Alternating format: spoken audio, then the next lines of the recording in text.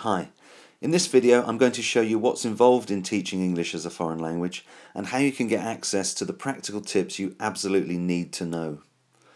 In the previous video I briefly mentioned the shortcomings of most TEFL courses. There's lots of new information to take in, it's all based on some very dubious ideas about language teaching and learning, and there's an overemphasis on the importance of grammar knowledge and teaching. Unsurprisingly, the result is that at the end of it many trainees are confused and don't feel properly prepared to start teaching. An understanding of all the elements involved in teaching and learning English is an essential starting point, as is a clear idea of how everything fits together. Without these, teachers can waste lots of time on lesson preparation and still lack confidence and feel they're not improving as a teacher and that the job is not getting any easier. So here's my overview of all the elements, a kind of periodic table for TEFL which should demonstrate how relatively straightforward it is. First of all, it's a three-step process to being a good teacher of anything. You need good subject knowledge, the right course material, and the ability to deliver it.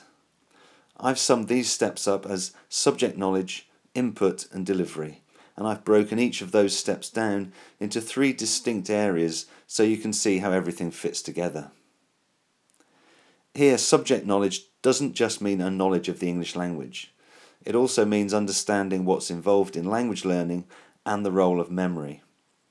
In fact, those last two are probably more important, but unfortunately it's something that's lacking on most TEFL courses. Input is what you teach. Firstly, there are the topics that you cover in class, because you can't just talk about language in isolation. Then there's deciding which aspects of the language to focus on. And thirdly, there's learner training. That's passing on what you know about language learning to help your students become more effective language learners. Delivery is how you teach. It means the qualities and habits you need to develop, the activities you use in class, and the classroom management skills you employ. So, all very clear so far, I hope. Now there are a few subdivisions of those areas which also need highlighting. Firstly, there are four basic elements required for language learning which appear on a yellow background. These are memory, exposure, motivation and engagement, and this should underpin everything you do in class. Next, there are the three main elements of the language, here in blue: lexis, and by that I mean vocabulary; phonology, and by that I mean the various elements of pronunciation; and grammar. Then there are the two different kinds of memory, in green: declarative memory, which we use to remember vocabulary, and procedural memory, which we use to make sense of grammar. Lastly, in red, there are the elements of the language that we need to focus on in class, and these are common vocabulary items, because those are the most useful, and pronunciation, because poor pronunciation is the cause of most communication breakdown. Grammar is also there, but because it's something a learner acquires subconsciously over time, it's not something that you should devote too much class time to, unless your students are preparing for a written exam. Now I'll just go through the contents of 10 TEFL shortcuts to better teaching to show how all of these things are covered. Because we forget so much of what we see and hear, I've been as succinct as possible. The book is packed with relevant information, but the whole thing only takes an hour and a half to read. At the end of this video, I'll give you a link so you can download a PDF version of the first three shortcuts for free and a copy of my TEFL periodic table. Shortcut 1 focuses on understanding how languages are learnt, understanding what your strengths are as a native speaker, and how to use that to your advantage. It also covers the steps you need to take to create the right learning environment from the moment you walk into the classroom. Shortcut 2 provides a very brief overview of the history of English.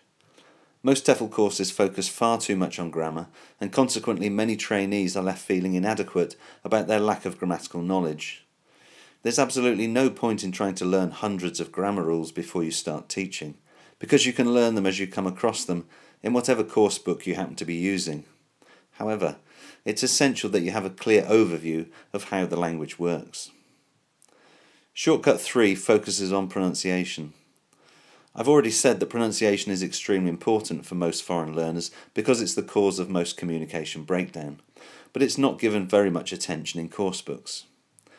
This is probably because it's easier to write exercises that deal with other aspects of the language, and teachers don't feel confident about their knowledge of pronunciation. However, as a native speaker, pronunciation is one of your strengths, so it's important to build on your innate knowledge and use it to your advantage. I'll show you how you can learn the phonemes of English and quickly start integrating what you know into your lessons. Shortcut 4 is all about memory. The role of memory is crucial to language learning because we actually forget an incredible amount of the new information we're exposed to in a learning context, but this is something which largely goes unmentioned on training courses. In the previous video I mentioned the importance of understanding how we learn languages and how some classroom practices fly in the face of what we know about language learning. So Shortcut 5 covers 10 important facts about language learning and references quotes from other linguists and language professionals to back them up. Shortcut 6 covers the use of coursebooks. In most teaching situations, you'll be using a coursebook which will provide most of the language input for the course.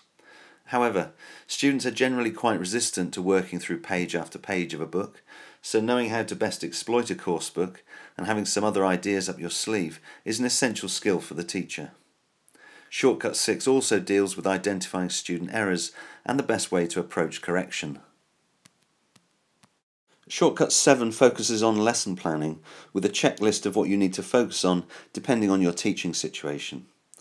It also contains a checklist of good teacher behaviour under the following headings: personal qualities, preparation and lesson plan, delivery, use of resources, knowledge of the language, feedback and correction techniques, and general class management and direction. Shortcut 8 is all about good teaching practice. It covers how to get started with a topic-based lesson and then takes the checklist from Shortcut 7 and goes into detail on all the points. This checklist is actually adapted from one used on a Delta course. That's the highest practical qualification you can do in ELT, so it's more thorough than anything you'll find elsewhere. Shortcut 9 is a list of over 70 classroom activities, but it's a list with a difference. I've grouped all these ideas based on the type of activities they are. Let me explain what I mean. There are a finite number of types of classroom activity. For example, choosing which survival equipment to take to a desert island and deciding which member of staff to make redundant are on the face of it two very different activities. But they're essentially the same type of exercise. Students read facts about objects or people and rank them based on a set of criteria in order to decide which to keep and which to discard. Just as the diagram at the beginning provided a clear overview of the various elements of TEFL, this grouping of activities according to their type will help you understand what language practice students get when you use them, which are most effective, and most importantly, which can be developed and adapted for your own teaching situation. This is why I've called this shortcut Becoming Self-Sufficient. Shortcut 10 is called The Future and deals with the impact of new technology on language teaching. There's an awful lot of stuff available to teachers now, and the pros and cons are not always obvious, so this shortcut explains how to best use it to your advantage. This shortcut also includes a list of 20 things to consider doing to progress with a career in ELT. If all this sounds interesting to you and you'd like to access the first 3 shortcuts for free, just send an email with the word yes in the subject line to donotReply@silverhammerpublications.com and you'll be sent a link which allows you to download shortcuts 1 to 3 in PDF format and what I call my TEFL periodic table of the elements of TEFL. Thanks for watching this video. In the next one I'll go into language learning and the role of memory in more depth, so look out for that one.